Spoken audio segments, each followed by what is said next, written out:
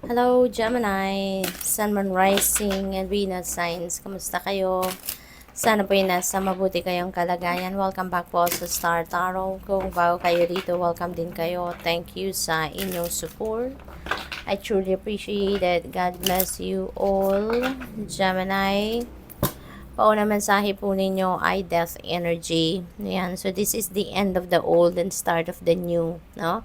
This is the end of the new, this is the end of an era na sa ngayon, maaring, eto na yung gusto ninyong gawin. No? Na magsimula ng bagong buhay, mag-start ng bagong chapter sa buhay ninyo. Feeling ko dito ang iba kasi kung ano man itong babaguhin ninyo rito, no? Parang matagal na ninyong siguro nasabi sa sarili ninyo na parang ito na lang balagi, no? Ganito na lang balagi, no? Kaya ngayon maglalakas ng loob na kayo, nagbaguhin na yung inyong sitwasyon, no?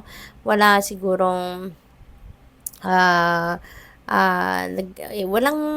walang pagbabago na nagaganap, no, sa buhay ninyo, na coming from outside world ninyo. Kaya ngayon you're going to create the change, no, sa sarili ninyo. Kayo na yung gagawa ng paraan.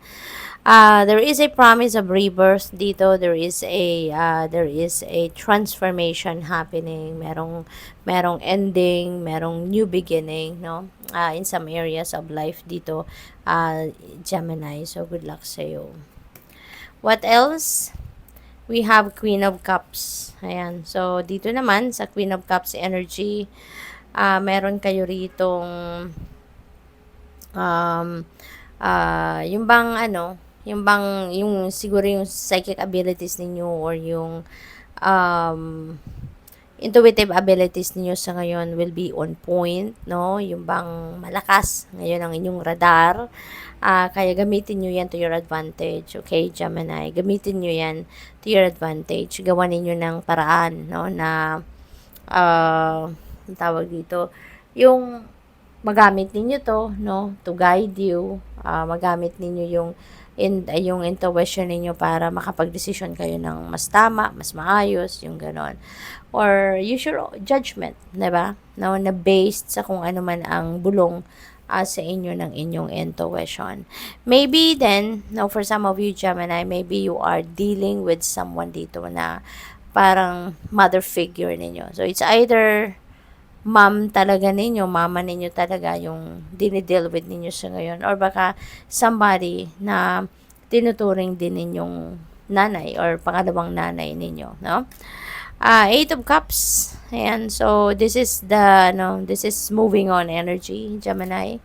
Maybe you are thinking of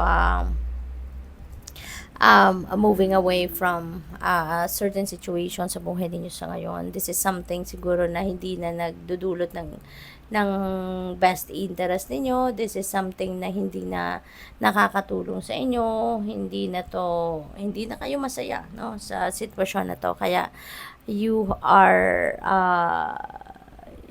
thinking of leaving the situation, ano? Alam ninyo na meron pa kayong magagawa, alam ninyo na marami pa kayong magagawa, marami pa kayong maibubuga, kumbaga. Pero kung nasaan man kayo ngayon, parang hindi na kayo nabibigyan ng pagkakataon na magawa ninyo yon kung ano man yung mga gusto ninyong gawin, no? Kaya ngayon, parang gusto mo nang mag-move on, gusto mo nang umalis sa sitwasyon na yan, no? And you are going to do so. Travel also is very imminent for most of you dito, Gemini. Meron kayong pagbabiyahe, no, nagagawin. This could be domestic travel, this could be international, no, overseas, maaring ganon. What else? We have justice. You're getting what you deserve, Gemini. Kung anong para sa'yo, makukuha ninyo yan. Kung ano yung deserve ninyo, makukuha ninyo yan. Alright? Maaari din na mayroon ditong katotohanan na lalabas. Maybe this is truth coming to light na baka ito na yung magpapalinaw ng inyong isipan, baka ito na yung gagabay sa inyo. Yung katotohanan na to is going to guide you, no, towards the right decision. What else? we have Six of Wands. Ayan. So, dito naman, victory energy ito, Gemini. Magiging matagumpay kayo in some areas of life. Meron ka, baka baka related dito sa inyong trabaho, related dito sa inyong career, yung ganon. So, this is a prosperity, no, coming your way, Gemini. Meron kayo rito tagumpay na makakamit, no? At sa ngayon, you are also going to reap the rewards of your hard work dito kasi baka meron din kayong financial reward na makuha rito, baka mabigyan din kayo ng promotion, pay raise, mga ganon. What else? We have Ace of Cups. Wow, napakaganda. You're so blessed, no? This is divine blessing coming your way, Gemini. Maraming biyaya ang paparating sa inyo sa ngayon, ano? At overflowing pa. Tignan ninyo yung cup. Diba? Nag-overflow yung laman ng tubig, no? So, that also is depicting kung anong klase, no? Ang mararamdaman ninyo, anong klaseng biyaya din ang mga matatanggap ninyo. So this could be a lot, no? Of blessings na paparating. Kaya overflowing of blessings ang paparating, overflowing of joy din ang mararamdaman ninyo rito. At new beginning din ito, si Ace of Cups. Kaya talagang meron talaga kayong sisimulang bagong chapter sa buhay ninyo rito, Gemini. At maaaring bagong relationship, no? Bagong trabaho siguro or bagong pagkakakitaan. So this could be in any area of life, no, na biyayang paparating.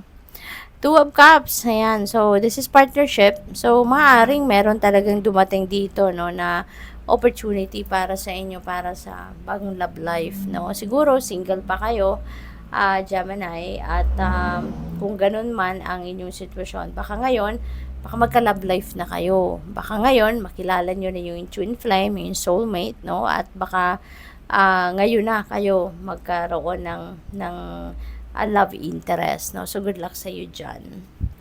We have the Chariot. You're definitely moving on. This could be related to this Eight of Cups. So, talagang siguro, magbabiyahe na kayo. You're going to remove yourself physically from that situation. Maaaring aalis na talaga kayo. Pupunta na kayo sa kung saan. At, ayan, mag-move on na kayo from that situation. No? So, definitely, ito, isang malaking pagbabago. Ito, with the Death energy, talagang malaking pagbabago ang gagawin ninyo sa buhay ninyo sa ngayon. So, this is a massive change, no, coming your way. So, good luck sa'yo. Thank you for watching Love and Light. Namaste.